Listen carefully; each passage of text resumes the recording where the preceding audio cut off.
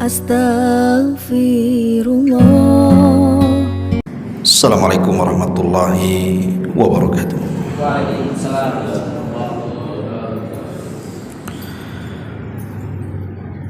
Alhamdulillah. Alhamdulillahilladzi hamdan katsiran tayyiban mubarakan fi kama yuhibbu rabbuna wa yarda. Asyhadu an la ilaha illallah wahdahu rabbi la syarika lah wa asyhadu anna Muhammadan abduhu wa rasuluhu alladzi la nabiyya ba'da, amma ba'du. Alhamdulillah, segala puja dan puji hanya milik Allah subhanahu wa ta'ala. Salawat dan juga salam kita tetap curahkan dan limpahkan keharibaan baginda kita Nabi besar Muhammad sallallahu alaihi wa ala alihi wasallam. Ma'asyiral muslimin yang dimuliakan Allah subhanahu wa ta'ala, pembahasan di malam hari ini kita akan membahas amalan yang sangat ringan sekali, tetapi mendulang pahala yang sangat besar. Kalau kita mau mengamalkan amalan ini khususnya di 4 tempat, maka kita dinyatakan sebagai adz-dzakirunallaha katsiran, orang yang banyak melakukan zikir atau disebut dengan ahli zikir. Bagaimana caranya supaya kita disebut ahli zikir? Maka lakukan zikir di 4 tempat setiap hari. Maka kalau kita melakukannya, maka kita sudah dianggap adz-dzakirunallaha katsiran, orang yang banyak melakukan zikir kepada Allah subhanahu wa ta'ala.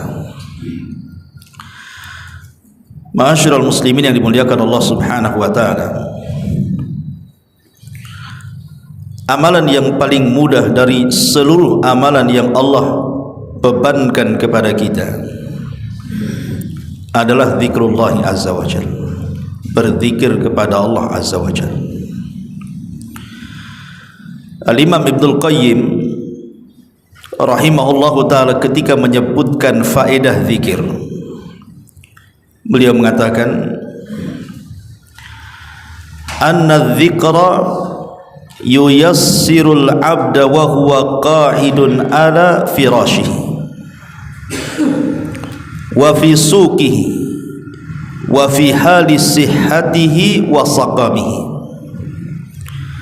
wa fi hali ni'amihi wa ladzatihi wa ma'ashihi wa qiyamihi wa qu'udihi wa tija'ihi wa safarihi wa iqamatihi. Falaysa fil a'mali syai'un ya'ummul awqat wal ahwal mithlahu hatta innahu yuyassirul abda wa huwa na'imun ala firashihi fayasbiqul qa'im ma'al ghaflah fayusbihu hadhan na'im wa qad qata'a ar-raqbu wa huwa mustalqin ala firashihi wa yusbihu dhalikal qa'im al-ghafil fi saqatir raqbi wa dhalika fadlullahi yu'tihi man yasha. Kata Imam Ibnul Qayyim rahimahullahu ta'ala, zikir ini adalah amalan yang sangat mudah sekali,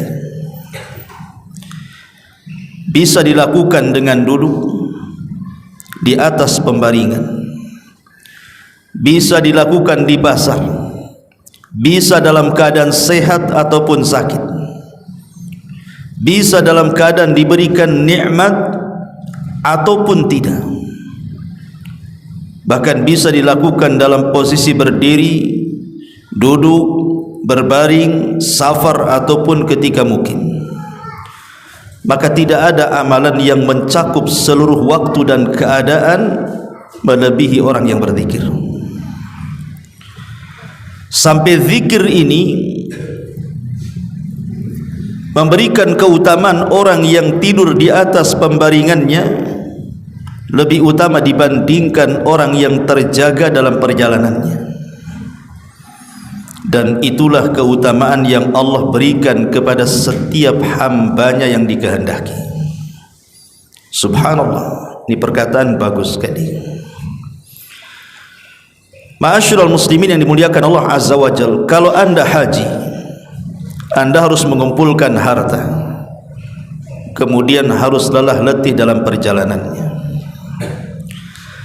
Kalau kita puasa, kita harus menahan lapar sejak terbit fajar sampai terbenam matahari. Kalau kita salat, kita pun harus bergerak berwudu. Bahkan dalam satu hari kita harus bergerak selama 5 kali. Begitu juga zakat, kita harus mengumpulkan harta yang banyak. Kemudian baru setelah nisab dan haulnya tercukupi, baru kita keluarkan zakat. Tapi tidak dengan zikir. Dari seluruh amalan-amalan yang Allah bebankan kepada kita, tidak ada amalan yang jauh lebih ringan dibandingkan zikir. Tanpa harus mengeluarkan harta dan tanpa harus mengeluarkan tenaga. Zikir ini amalan ringan, tapi faedahnya sangat besar sekali. Makanya kata Imam Ibnul Qayyim rahimahullahu ta'ala, zikir itu bisa dilakukan siapa saja, mau orang alimnya, mau orang jahilnya, mau orang sehatnya, mau orang sakitnya, mau orang safarnya, mau orang mukimnya. Semua bisa dilakukan dalam kondisi apapun dan dalam waktu apapun. Anak kecil bisa berzikir, remaja bisa berzikir, orang sudah dewasa bahkan tua bisa berzikir, laki-laki perempuan bisa berzikir. Zikir ini amalan yang tidak ditentukan waktu dan tempat, dan itu amalan yang sangat ringan namun luar biasa faedahnya. Ma'asyiral muslimin yang dimuliakan Allah Subhanahu wa taala, Al-Imam Ibnul Qayyim juga beliau mengatakan bahwa tidak ada azab yang paling besar di dunia melebihi seorang muslim lisannya tidak bisa berzikir. Kata Imam Ibnul Qayyim rahimahullahu ta'ala, dia mengatakan, asyaddun nasi uqubatan fid dunya amyun ayyumsikallahu lisanaka an dzikrillahi azza wajalla. Manusia yang paling berat ujiannya, yang paling berat siksanya di dunia adalah ketika Allah Subhanahu wa taala ketika Allah Subhanahu wa taala tidak bisa menggerakkan hamba ini lisannya untuk berzikir kepada Allah azza wajalla. Makanya ikhwatu fiddin muliakan Allah azza wajalla, perbanyak zikir. Dan kita bisa menjadi ahli zikir dengan sangat mudah. Tidak harus kemudian dari pagi sampai sore, dari sore sampai malam, malam sampai pagi terus kita mengucapkan zikir kepada Allah azza wajalla. Tidak harus seperti itu menjadi ahli zikir. Tapi kalau kita ingin menjadi ahli zikir, maka lakukan zikir di 4 tempat ini dan jangan ditinggalkan. Ma'asyiral muslimin yang dimuliakan Allah azza wa jalla, Abdullah ibn Abbas radhiyallahu anhuma mengatakan,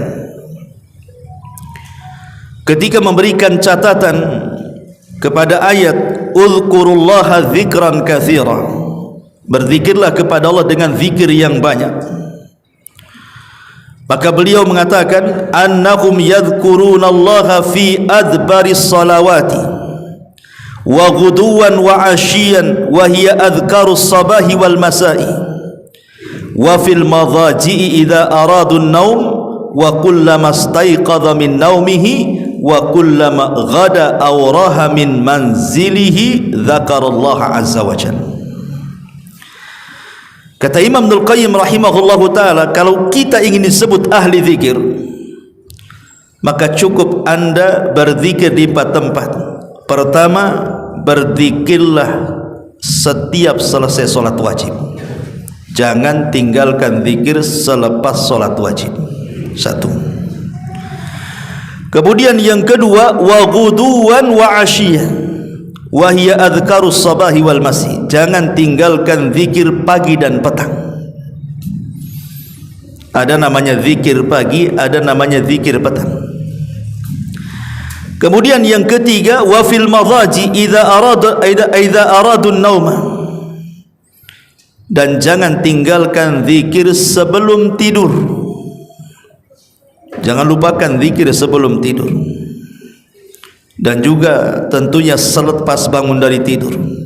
Dan yang keempat, wa kullama ghada aw raha min manzilihi dzakarallah.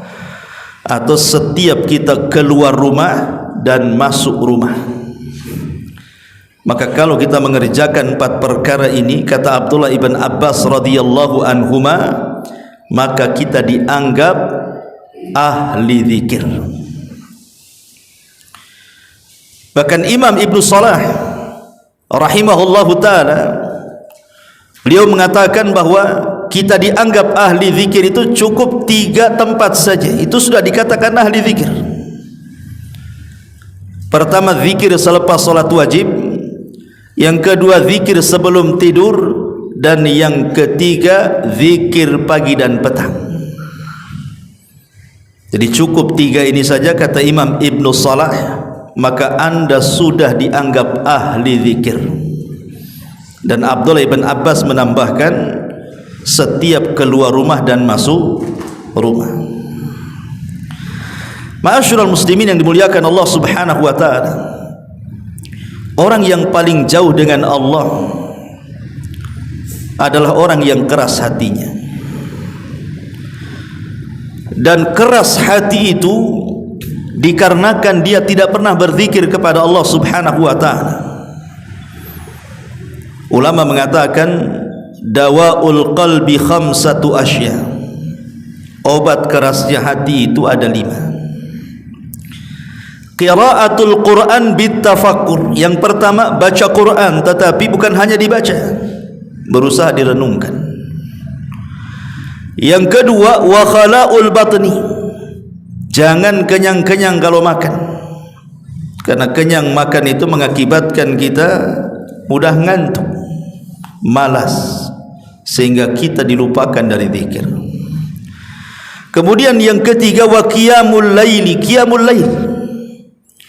Kemudian yang keempat, wa tadarru indas sahar, berzikir ketika di waktu sahur, di sepertiga malam akhir. Dan yang kelima, wa mujalasatus salihin, duduk dengan orang-orang saleh.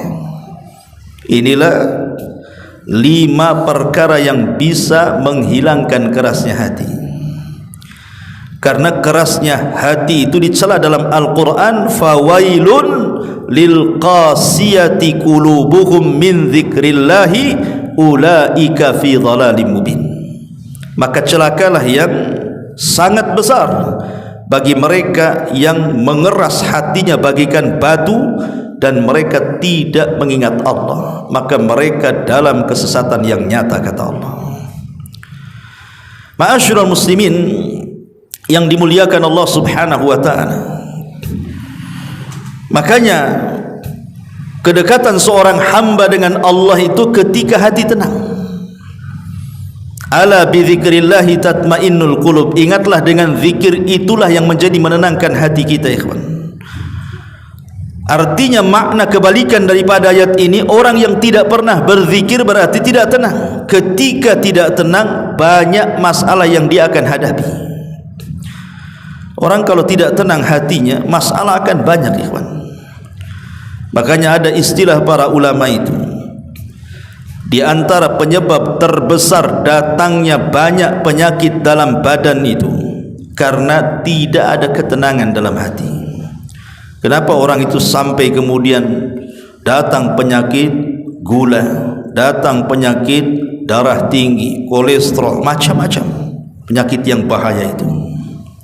Itu salah satunya karena tidak tenang hatinya. Makanya kenapa kata para ulama, tenangkan hati. dengan cara berzikir kepada Allah Subhanahu wa taala. Kalau seseorang kemudian mulai tidak tenang hatinya, memikirkan sesuatu yang belum terjadi, kan ada orang stres itu kan memikirkan perkara yang belum terjadi kan, takut miskin, takut sakit, takut ini dan itu. Hakikatnya orang yang takut itu dapat musibah 2 kali. Kalau dia takut miskin, hakikatnya dia sedang miskin. Kalau dia takut sakit, hakikatnya dia sedang sakit tuh. Kalau dia tidak takut bahagia, memang dia sedang tidak bahagia. Coba bayangkan ya, kalau antum umpamanya takut sesuatu yang belum terjadi, anggap saja takut masa depan, mikir macam mana makan, ekonomi dan begitu seterusnya. Ketika kita berfikir sesuatu yang belum terjadi, dari kefakiran, dari sakit dan begitu seterusnya, hakikatnya telah tercabut satu kebahagiaan. Karena itu kan belum terjadi, ngapain dipikirin? Gara-gara dipikirin jadi stres jadinya kan. Yang kedua, ketika dia berfikir seperti itu, harusnya dia bahagia, tercabut kebahagiaannya. Jadi stres mikir masa depan, hari ini dia berfikir stres juga tuh, 2 kali stres dia jadinya. Makanya kemudian kalau kemudian setan sudah memberikan was-was kepada kita, berzikirlah kepada Allah. Imam Syafi'i rahimahullahu ta'ala pernah ditanya, wahai Imam Syafi'i, kenapa orang itu bisa suudzon kepada Allah, bisa berburuk sangka kepada Allah, itu kenapa? Kan banyak orang berburuk sangka itu. Hari ini banyak, bahkan mungkin di antara kita ada yang berburuk sangka kepada Allah Azza wa Jalla. Contohnya orang yang hasad itu kan buruk sangka. Kenapa orang lain diberikan kekayaan, kenapa saya asyik miskin aja nggak kaya-kaya? Kenapa orang lain kok sehat terus, saya pula penyakit datang bertubi-tubi? Kenapa anak orang lain bagus-bagus, anak saya pula kurang ajar? Ada orang yang membanding-bandingkan kan? Itu karena was-was, tidak redha dengan pemberian Allah Subhanahu wa taala kan. Ketika hati ini was-was, itulah yang menjadikan kita terlampau berfikir masa depan yang belum tentu terjadi. Mikir anaknya nanti kalau sudah besar sekolah di mana, kerja di mana, dapat jodoh atau jomblo terus dan begitu seterusnya kan. Nggak usah dipikir, ngapain dipikir? Semua manusia sudah ada takdirnya masing-masing kok. Nggak usah dipikir kan. Makanya kalau datang was-was seperti ini, karena inilah was-was yang menjadikan kita ini suudzon kepada Allah. Kalau datang was-was kepada kita, berzikir kepada Allah Subhanahu wa taala. Karena Allah Subhanahu wa taala mengatakan istahwadza alaihimus syaitan fa ansahum dzikrallah ulaika hizbus syaitan ala inna hizbas syaitan humul khasirun. Syaitan telah menguasai mereka, memberikan was-was, lalu menjadikan mereka lupa dari zikir kepada Allah Subhanahu wa taala. Mereka itulah golongan-golongan setan. Ketahuilah bahwa sesungguhnya golongan setan itu adalah golongan yang rugi, kata Allah. Jangan sampai hati kita dikuasai setan kemudian diberikan was-was. Hilangkan setan itu dengan zikir, karena zikir itu mengundang malaikat. Dan kalau ada malaikat pasti setan akan lari. Tak mungkin malaikat dengan setan berkumpul. Ma'asyiral muslimin yang dimuliakan Allah Subhanahu wa taala. Bahkan Nabi SAW sampai mengatakan permisalan orang yang berzikir dengan orang yang tidak berzikir itu seperti orang yang hidup dan mati. Jadi kalau lisan kita tidak pernah berzikir kepada Allah Azza wa Jalla, apa bedanya anda dengan bangkai gitu maksudnya? Nggak ada bedanya anda dengan bangkai itu. Maka perbedaan orang yang hidup dengan bangkai yang sudah mati itu adalah ketika lisannya berzikir kepada Allah Azza wa Jalla. Bahkan dalam hadis, rumah yang tidak dizikiri, maksudnya tidak berzikir dalam rumah tersebut seperti rumah roboh tuh. Walaupun rumah itu semegah-megahnya sekalipun, Rasul mengatakan itu seperti rumah roboh tuh, kosong, gak ada penghuninya, seperti rumah tua, rumah besetan, berhantu. Ma'asyiral muslimin yang dimuliakan Allah Azza wa Jalla. sedikit saya akan menjelaskan beberapa keutamaan zikir lalu masuk ke pembahasan. Nabi SAW bersabda, "Idza marartum bi riyadil jannati fartahu." Kalau kalian lewat di satu taman dari taman-taman sorga, singgah di situ. Di dunia, ikhwan, terkadang beberapa negara mereka menciptakan taman-taman indah supaya orang datang dari mana-mana kan, wisata-wisata itu datang. Oh, di sana jangankan lagi di mancanegara, di negara kita saja, di daerah-daerah itu kan biasanya ada tempat rekreasi dengan pemandangan yang indah, dengan taman yang indah. Terkadang kita harus mengumpulkan uang tuh. Tahun ini kita harus ke sana tuh. Tahun ini harus ke curug sana, curug sini. Tahun ini harus ke mana tuh? Pancuran. Ya, tahun ini harus ke Jabal Uhud. Di situ ada apa tuh? Telaga Biru. Sana nggak perlu modal, jalan kaki. Tapi maksudnya terkadang ada orang itu ngumpulin duit, lo bayangkan, hanya untuk memanjakan pandangan kita, memandang pemandangan yang indah kan. Tetapi ma'asyiral muslimin, pemandangan-pemandangan di dunia, taman-taman di dunia itu tidak seindah taman surga. Tidak seindah taman surga, nggak ada apa-apanya. Tetapi hari-hari kita ini disodorkan taman-taman surga. Di mana-mana, alhamdulillah di Batam ini banyak taman-taman surga. Kata Nabi sallallahu alaihi wasallam, "Idza marartum bi riyadil jannati farta'u." Kalau kalian lewat di taman-taman surga, singgahlah kau di situ, duduk-duduklah di situ, nikmati kau di situ. Sahabat bertanya, "Wa mariyadul jannah?" Apa itu taman-taman surga itu, wahai Rasul? Maka Nabi SAW hilaqul dzikri, beliau bersabda, halaqah-halaqah orang yang berkumpul dalam rangka mengingat Allah Azza wa Jalla. Kata Imam Nawawi rahimahullahu taala, maksudnya hilaqul dzikri adalah majlis-majlis ilmu. Itulah halaqul dzikri, orang yang berzikir kepada Allah. Seperti antum duduk nih, hakikatnya di taman surga. Ya. Cuman kan masalahnya Nabi SAW mengatakan taman surga di sini tidak ditampakkan tamannya kan gitu. Ya hanya ditampakkan karpet masjid aja. Ya kan? Dan kadang alhamdulillah sini tidak ada tiang ya kawan. Kalau ada tiang antum masuk pertama cari tiang pasti. Kan cari tiang. Kayak di Masjid Muhajirin itu kan tiang banyak kali itu. Kalau ngaji semua kayaknya sudah ada posnya di situ. Ini kapling saya udah menengah, udahlah ngorok lah di situ. Ma'asyiral muslimin yang dimuliakan Allah Azza wa Jalla. Bahkan Syekhul Islam Ibn Taimiyah rahimahullahu taala mempermisalkan, "Adz-dzikru lil qalbi mithlul ma'i lis-samaki. Fa kaifa yakunu halus samaki idza faraqal ma'?" Kata Imam Ibn Taimiyah rahimahullahu ta'ala, kedudukan zikir dalam hati kita itu seperti ikan dimasukkan ke dalam akuarium.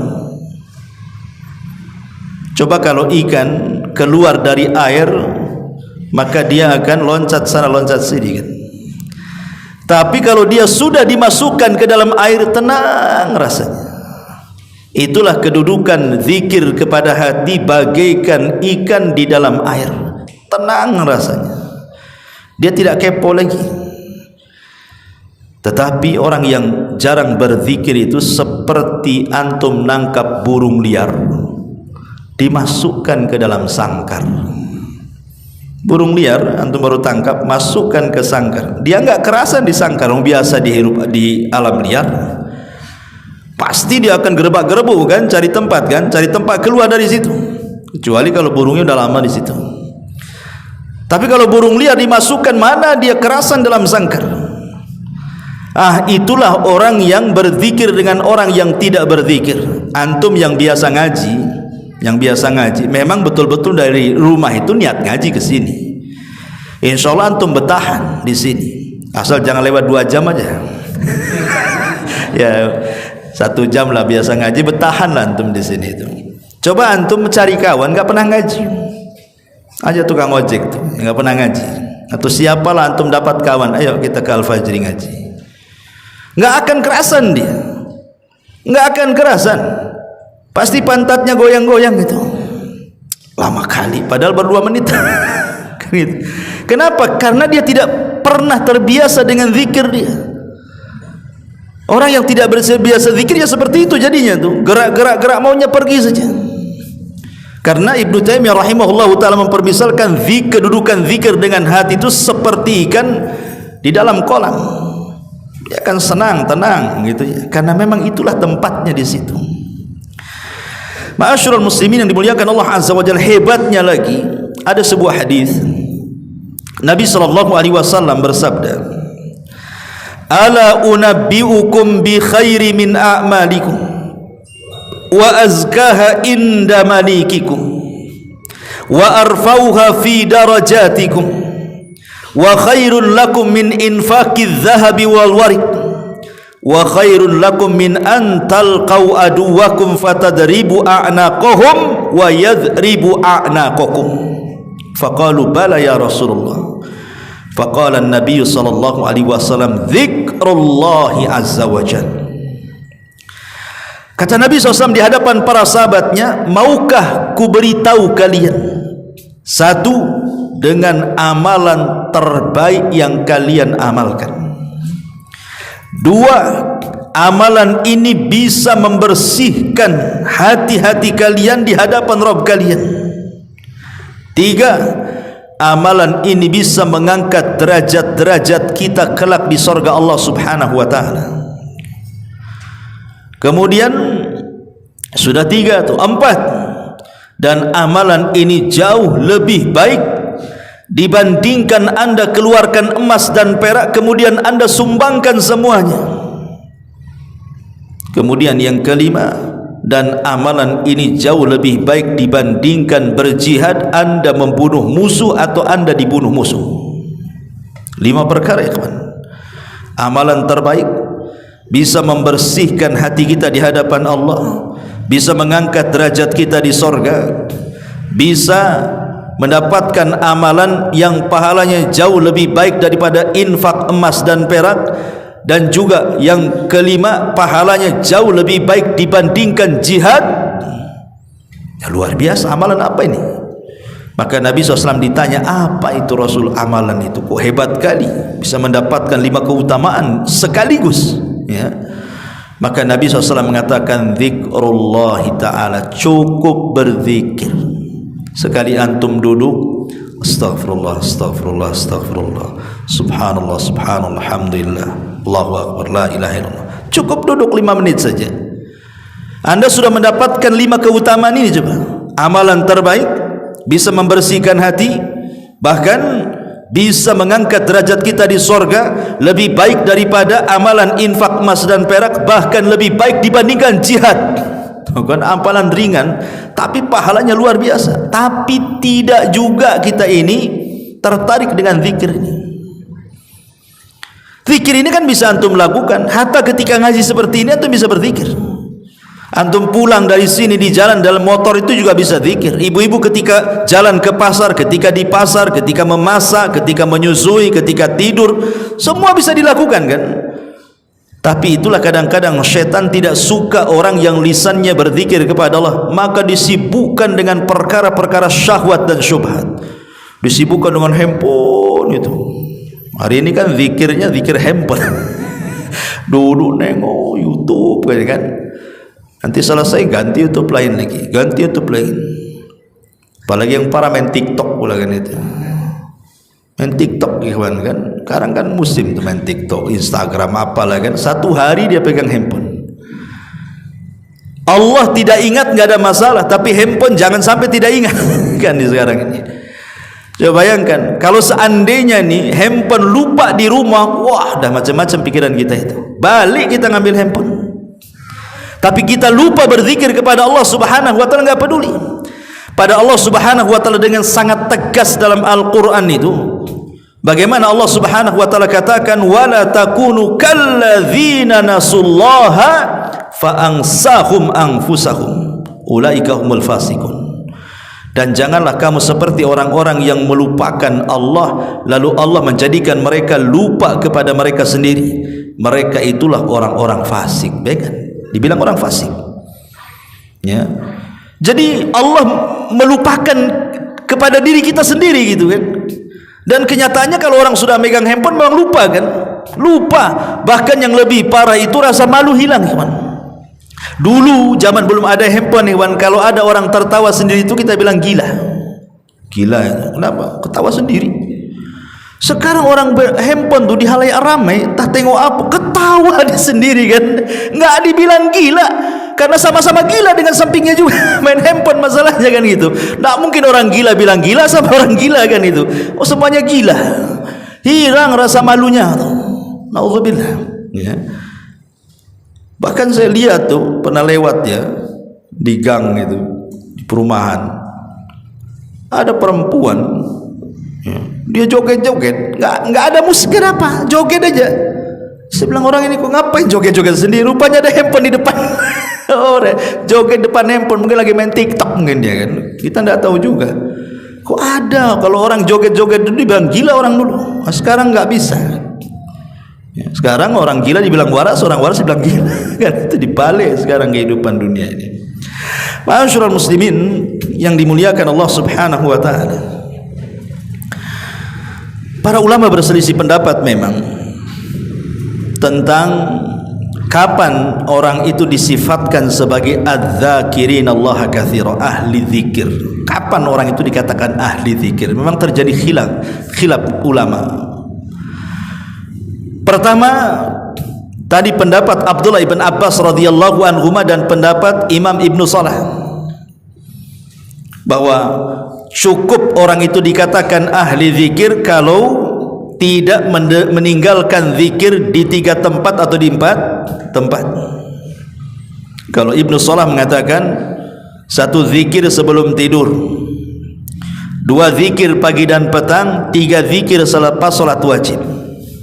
Dan Abdullah ibn Abbas radhiyallahu anhuma dari kalangan sahabat menambahkan zikir ketika keluar rumah dan masuk rumah.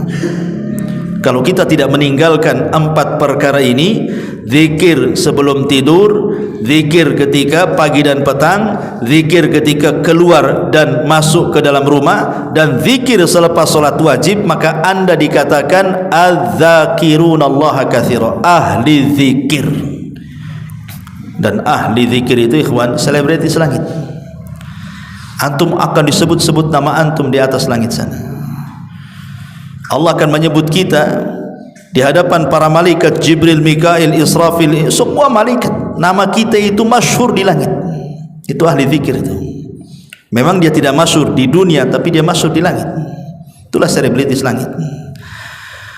Tetapi ada juga yang berpendapat, Al-Imam Al-Mujahid mengatakan, la yakunu minadz-dzakirin wadz-dzakirat hatta yadhkurallaha qa'iman wa qa'idan wa muttaji'an. Kata Imam Mujahid, tidaklah seseorang dikatakan ahli zikir, baik laki-laki atau perempuan, kecuali dia terus berzikir baik dalam posisi berdiri, baik dalam posisi duduk, baik dalam posisi berbaring. Pokoknya zikir terus, ya. Kemudian Imam Atha lain lagi berpendapat. Dia mengatakan, man shalla salawatil khams fi huquqiha fa huwa dakhilun fi qaulihi ta'ala wadz-dzakirina Allaha katsira wadz-dzakirina Allaha katsira wadz-dzakirat. Siapa yang melaksanakan solat 5 waktu tetapi antum mendatangkan semua kewajibannya, syarat-syaratnya, rukun-rukunnya, wajib-wajibnya, sunnah-sunnahnya lengkap antum ketika solat 5 waktu itu, maka antum masuk sebagai ahli zikir. Ini kata Imam Atha. Kemudian juga Al-Imam Ibnu Al-Qayyim rahimahullahu ta'ala, beliau mengatakan, man hafadha ala al-adhkari al-muwazzafati fil yawmi wa laylati fi mawaqi'iha kana minadz-dzakirin Allah katsiran. Barang siapa yang menjaga zikir dalam setiap harinya, siang dan malamnya, pada tempat-tempat yang sudah dianjurkan dalam syariat, maka dia dianggap ahli zikir.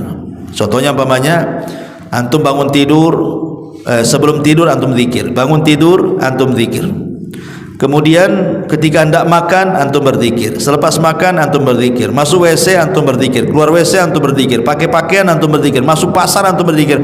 Pokoknya tempat-tempat yang diharuskan berzikir kita berzikir.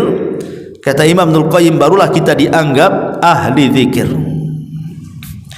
Dan Syekh bin Baz rahimahullahu taala pernah ditanya, kapan orang itu dikatakan ahli zikir? Maka ajab, dia menjawab, idza hafadha ala ta'atillahi wa rasulih wa taraka ma harramallahu wa rasuluh. Apabila dia menjaga ketaatan kepada Allah dan Rasulnya dan meninggalkan yang diharamkan Allah dan Rasulnya, maka dia dianggap ahli zikir. Jadi Syekh bin Baz beliau berfatwa seperti itu. Tapi ma'asyiral muslimin yang dimuliakan Allah Subhanahu wa taala, kita memilih pendapat yang pertama kan itu ya. Kalau kita ingin dianggap ahli zikir, maka ambillah fatwa daripada Abdullah bin Abbas atau Imam Ibnu Salah rahimahullahu taala. Cukup ini saja. Kalau kita mau lakukan di 4 tempat ini, kita sudah dianggap ahli zikir sebenarnya. Dan ini kan mudah sebenarnya, cuman malas dalam melaksanakannya. Padahal mudah sebenarnya. Sebelum tidur antum berzikir, kan bisa saja sebentar, enggak lama zikir itu ya. Kemudian bangun tidur juga berzikir sebentar. Alhamdulillahilladzi ahyana ba'da ma amatana wa ilaihi nusyur kan gitu ya. Kemudian pagi dan petang, ini cukup panjang kalau pagi dan petang gitu. Kalau antum tidak hafal, belilah bukunya, kan ada itu, sudah ada bukunya itu, terjemahan lagi ya, dengan artinya lagi itu. Zikir pagi apa yang dibaca, zikir petang apa yang dibaca. Karena ini faedahnya besar ya kawan. Faedah zikir pagi petang itu luar biasa. Ya, nanti saya jelaskan ya. Kemudian juga zikir selepas sholat. Kadang-kadang saya ini aneh juga, kadang sebagian ikhwan itu saya perhatikan ya. Ya, di Al-Fajri nggak ada. Ada juga 1-2. Gitu. Kadang-kadang habis sholat wajib ini, ya, entah apa yang dibaca, dia langsung aja berdiri sholat sunnah. Sholat sunnah. Ya. Padahal orang yang dianggap oleh dia, mungkin dia sebagai ahli bid'ah, kadang-kadang itu zikirnya lengkap tuh. Kan gitu ya. Dia zikirnya lengkap, ya cuman kadang-kadang dia anggap itulah ahli bid'ah, zikir rame-rame begitu dan begitu seterusnya kan. Tapi dia yang mengatakan orang itu ahli bid'ah, dia tidak zikir pula dia. Coba aneh kan. Dia nyalahkan orang karena zikirnya seperti itu, dia pula tak berzikir. Padahal zikir itu kan banyak masalahnya kan setelah sholat itu. Kalau kita mau baca semua itu ya cukup lama juga itu kan. Bisa sampai 15-20 menit juga kalau kita mau duduk itu betul-betul berzikir, dibaca semua yang Nabi SAW sarankan dibaca. Kadang-kadang tidak. Kecuali kalau umpamanya antum ada hal-hal yang mendesak, mungkin ya ada tamu di rumah, mau safar takut ketinggalan, ya minimalnya jangan tinggalkan istighfar. Karena istighfar, zikir itu bisa mengurangi yang kurang-kurang khusyuk dan tumanina dalam sholat. Namanya sholat itu kan kita ada kekurangan, nggak mungkin dari awal sampai akhir khusyuk, tumanina semua kan, mesti ada melamunnya, mesti ada gerakan yang kekurangannya. Maka itu bisa ditempel dengan istighfar setelah sholat. Maka minimalnya kalaupun terburu-buru, maka antum jangan lupakan istighfar. Astaghfirullahaladzim, astaghfirullahaladzim, astaghfirullahaladzim, Allahumma antas salam minkas salam tabarakta ya dzal jalali wal ikram. Dah pergi. Kalau harus menambah dengan tasbih, tahmid dan takbir, cukup dibaca 10 kali aja lah.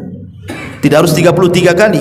Kalau antum terdesak gitu, baca 10 kali saja. Subhanallah, subhanallah, subhanallah, subhanallah, subhanallah, subhanallah, subhanallah, subhanallah, subhanallah, subhanallah. Kan itu ya. Allahu akbar, Allahu akbar, Allahu akbar, Allahu akbar, Allahu akbar. Allahu akbar, Allahu akbar, Allahu akbar, Allahu akbar, Allahu akbar. Alhamdulillah, alhamdulillah, alhamdulillah, alhamdulillah, alhamdulillah. Sudah pergi antum. Kan itu ya. 10 kali cukup. Tapi kalau nyantai, ya kalau bisa 33 kali.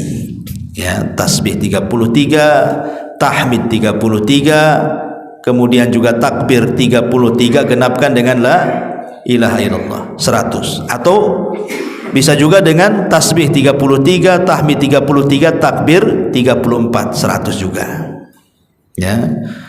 Jadi bisa dua-duanya. Ma'asyiral muslimin yang dimuliakan Allah Azza wa Jalla. Atau dibuat 99 aja enggak masalah, enggak harus digenapkan 100. Memang tasbih 33, takbir 33, tahmid 33. Kan ada 4 cara zikir setelah salat itu, ketika baca takbir, tahmid dan tasbih itu. Ya. Baik. Ma'asyiral muslimin yang dimuliakan Allah Azza wa Jalla. Dan zikir ini ada 2 cara. Pertama, zikir yang menghubungkan lisan dengan hati, dan ini sebaik-baik zikir, menghubungkan lisan dengan hati. Dan yang kedua, zikir lisan tanpa hati. Maksudnya antum lagi main-main, lagi berkendaraan, lagi fokus gitu kan, takut nabrak, takut apa, nggak apa-apa dengan lisan, subhanallah, nggak ada masalah, walaupun tidak diresapi dengan hati ya. Walaupun sebaik-baiknya kalau kita bisa kemudian meresapi dengan hati karena paham maknanya. Kalau kita membaca subhanallah, kita paham apa makna subhanallah itu. Kalau kita mengucapkan alhamdulillah, kita paham makna alhamdulillah. Ketika kita mengucapkan Allahu Akbar, kita paham makna Allahu Akbar. Itu lebih baik lagi. Itu menggabungkan zikir lisan dengan hati itu. Tapi kalau memang kita tidak bisa khusus seperti itu, enggak apa-apa lisan kita saja. Apa salahnya kita berjalan, duduk, berbaring, masak, kalau wanita, pasar, semuanya. Lisan kita kalau bisa radban an dzikrillah, basah dengan zikir kepada Allah Subhanahu wa taala. Karena disebutkan dalam sebuah hadis Nabi SAW dari Abdullah ibn Bushr radhiyallahu an, seorang laki-laki datang kepada Rasulullah dan mengatakan, "Ya Rasulullah, inna syara'i al-Islam qad kasurat alayya." Rasul, syariat-syariat Islam yang kau tugaskan kepadaku sudah banyak dan aku bisa melakukan semuanya. Fa akhbirni bi syai'in atashabbathu fihi. Habarkan kepadaku amalan yang terus-menerus tidak ada hentinya. Maka Nabi SAW mengatakan, la yazalu lisanuka ratban min dzikrillah. Kalau begitu jadikan lisanmu terus basah dengan zikir kepada Allah Azza wa Jalla. Itu amalan yang tidak ada jedanya enggak ada tuh. Kalau salat kan nunggu waktu. Ya, nunggu waktu zuhur ke asar, asar ke maghrib. Ini enggak, kalau ingin terus-terusan di ibadah, ya zikir aja lah tuh. Itu enggak ada waktu yang menentukan dia. Karena zikir tidak terbatas waktu dan tidak terbatas tempat. Ma'asyiral muslimin yang dimuliakan Allah Subhanahu wa taala. Adapun ancaman orang yang malas berzikir, disebutkan dalam sebuah ayat, tepatnya dalam surah Az-Zukhruf ayat 36-37. Wa man ya'shu an dzikrir rahmani nuqayyid lahu syaitanan fahuwa lahu qarin. Barang siapa yang berpaling dari mengingat Rabbnya, mengingat zat yang maha pemurah Allah Subhanahu wa ta'ala, maka kami akan berikan setan yang akan menyesatkannya. Maka setan itulah yang akan menjadi teman selama dia melakukan perjalanannya. Artinya akan terus menyertainya. Setan tidak akan lepas dari dia. Itulah orang yang tidak pernah berzikir, berarti dia menjadi temannya setan. Kemana-mana setan sama dia. Ya, cuman kan nggak nampak saja. Kalau nampak antum pergilah kan itu ya. Nah, setan nggak nampak. Kalau ditampakkan itu antum sedang berkawan dengan setan tuh sebenarnya. Nah, itulah orang yang jauh dari zikir kepada Allah Azza wa Jalla. Bahkan yang lebih parah, Allah akan melupakan dia. Tadi sudah saya katakan, wala takunu kalladzina nasullaha fa ansahum anfusahum. Janganlah kamu seperti orang-orang yang lupa dengan Allah, lalu Allah menjadikan lupa kepada mereka sendiri. Allah lupa dengan kita, dan bahaya kalau lupa dengan kita, ya. Ma'asyiral muslimin yang dimuliakan Allah Azza wa Jalla. Dan yang paling bahaya lagi adalah, tadi saya sudah katakan di awal, hati kita akan keras. Hati kita akan keras sekeras-kerasnya, dan kalau sudah keras tidak ada ketenangan dalam hidup.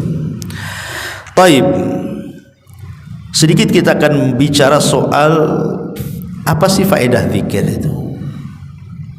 Kenapa zikir ini teramat sangat istimewa? Apa faedahnya sebenarnya?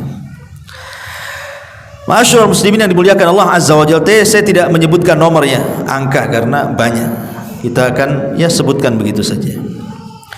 Pertama, yatrud asy-syaitan, bisa mengusir setan. Zikir itu bisa mengusir setan. Kemudian juga zikir itu bisa mendapatkan keridhaan Ar-Rahman, Allah Subhanahu wa taala.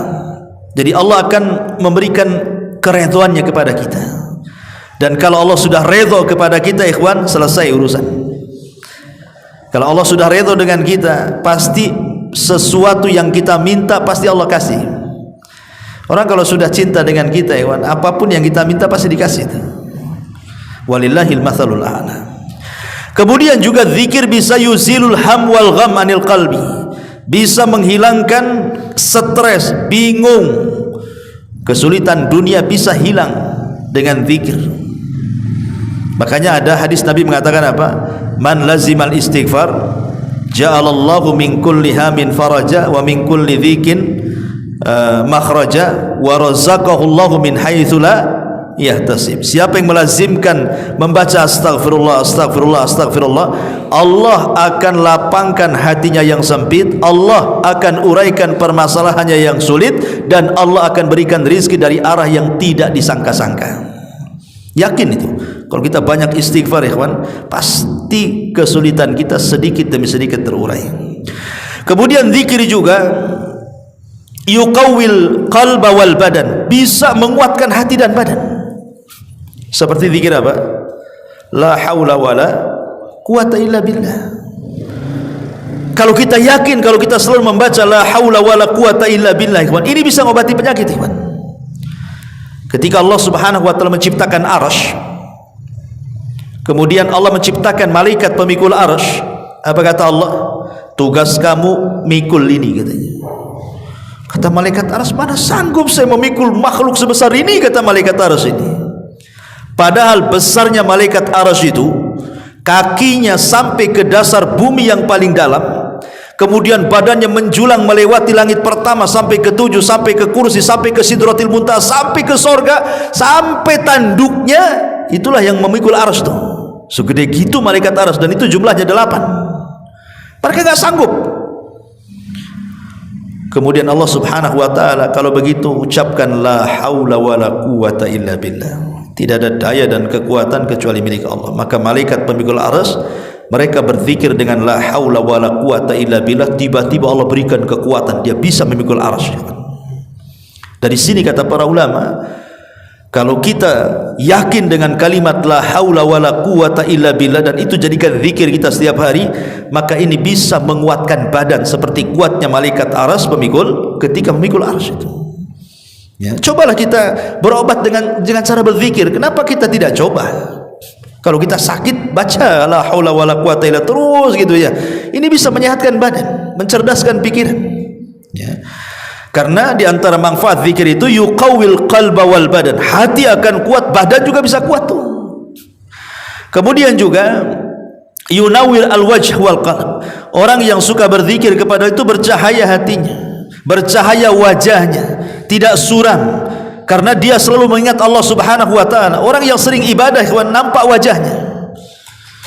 Ya, nampak wajahnya. Orang kalau sering berwudu satu hari 5 kali itu udah membersihkan wajah kita. Makanya lihat orang yang sholat dengan orang yang tidak sholat, nampak dari wajahnya kok. Tidak pernah sholat, suram. Taib. Kemudian zikir itu yajlibur rizku, bisa mendatangkan rizki. Memperbanyak zikir itu bisa mendatangkan rizki. Kemudian yurithuhul mahabbah, bisa melahirkan kecintaan kita kepada Allah Azza wa Jalla. Karena bentuk cinta kepada seseorang saja kita menyebut-nyebut orang yang kita cintai, kan. Man ahabba syai'an aktsara dzikrah. Barang siapa yang mencintai sesuatu, pasti sesuatu disebut-sebut sama dia tuh. Antum kalau suka dengan istri antum aja yang disebut. Ya. Maka orang yang cinta kepada Allah, bukti cinta adalah dengan menyebut namanya, dengan berzikir kepada Allah Subhanahu wa taala. Kemudian juga bisa mewariskan al-muraqabah, ihsan, seolah-olah dilihat Allah. Karena dia lisannya terus berzikir, maka dalam kehidupannya dia takut kalau dia maksiat. Ya, karena merasa diawasi oleh, kalaupun dia habis maksiat langsung istighfar. Astagfirullah, kenapa saya maksiat kan itu? Karena merasa diawasi Allah tuh. Ya. Kemudian juga bisa melahirkan kedekatan kita dengan Allah.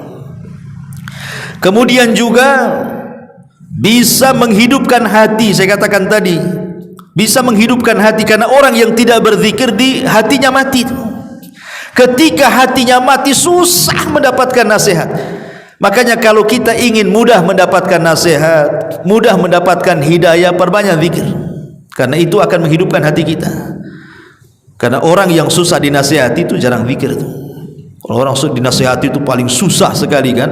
Karena antum mungkin pengalaman nasihati keluarga. Mungkin ada di antara keluarga antum yang tidak sholat, antum suruh sholat, tak mau sholat kan gitu. Itu keras hatinya tuh, mati hatinya tuh. Kenapa? Karena tidak pernah berzikir dia. Ya. Kemudian juga bisa yuzilul wahsyah bainal abdi wa baina rabbi, bisa menghilangkan perasaan ketakutan antara hamba dengan Allah Azza wa Jalla, ataupun bisa menghilangkan rasa takut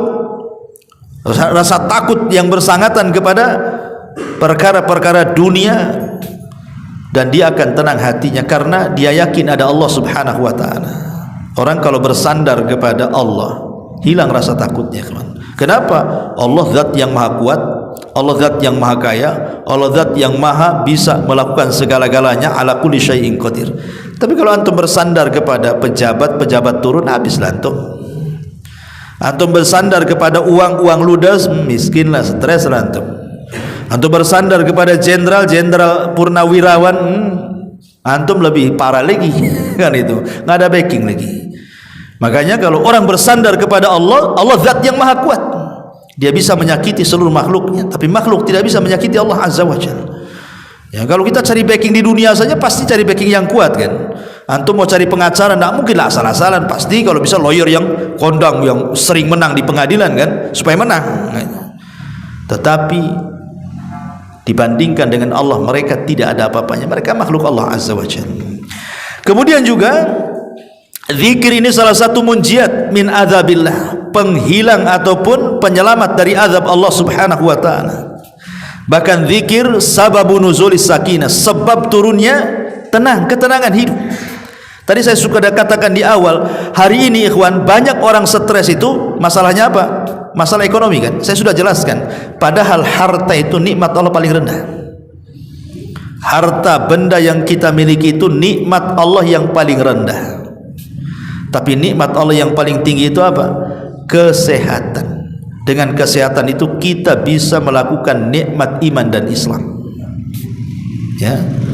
Tapi kenapa kemudian kita disibukkan memikirkan harta, akhirnya sakit? Hilang nikmat yang besar karena mengambil nikmat yang kecil kan? Makanya tadi saya katakan di awal, orang kalau bingung dengan kefakiran, memikirkan bagaimana masa depan, hakikatnya itulah yang menjadikan dia menghilangkan nikmat terbesar kesehatan. Karena akhirnya banyak penyakit itu datang. Karena pokok penyakit itu semua dari hati, kawan. Bukan faktor makanan. Makanan itu nomor berapa? Hati kalau tenang, senang, bahagia, itu penyakit jauh-jauh tuh. Tapi kalau hati stres, wah itu naik semua, kawan. Naik semua. Kolesterol naik, darah tinggi naik, nggak mau makan, nggak bisa tidur. Wah itulah penyakit datang di situ. Masa kita mengejar nikmat yang rendah, menghilangkan nikmat yang tinggi? Ya, makanya zikir ini bisa menjadikan kita tenang. Bahkan zikir ini juga bisa menjauhkan kita dari dosa-dosa lisan. Kalau kita sering berzikir kan lupa gibah kita. Tapi kalau kita lupa zikir, itu pula gibah yang dilakukan kan itu ya. Makanya mama di atas nih, kalau orang sering berzikir nggak mau gibah dia. Biasanya tukang gibah itu karena jarang zikir tuh. Ya zikirnya ya gibah tadi. Ya, nyebutin orang ini itu ini macam-macam. Orang jalan aja digibah. Ada ibu-ibu kulitnya hitam, bajunya putih. Apa ini hitam putih gitu? Padahal kenal pun tidak kan gitu ya. Hanya lewat bisa dikomentari loh sama ibu-ibu itu. Antum jangan salah. Kadang-kadang nengok YouTube ya, mak-mak nih awalnya biasa-biasa aja, nggak ada emosi, tenang hatinya. Entah apa yang dilihat tuh, kok dia bisa caci maki YouTube tuh, dasar anjing gitu. Subhanallah, kok bisa dia mencaci maki ada di situ? Padahal ketika belum buka, hatinya tenang itu. Kok dia bisa ngomong anjing, ngomong ini, ngomong itu loh. Naudzubillah kan itu. Tukang laknat. Ya, karena jarang berzikir. Harusnya kalau kita melihat sesuatu yang tidak suka itu, kan berzikir enak. Innalillah, kan itu enak ya. Wa inna ilaihi astaghfirullahaladzim. Ini enggak, binatang yang keluar. Kan enak kalau zikir itu.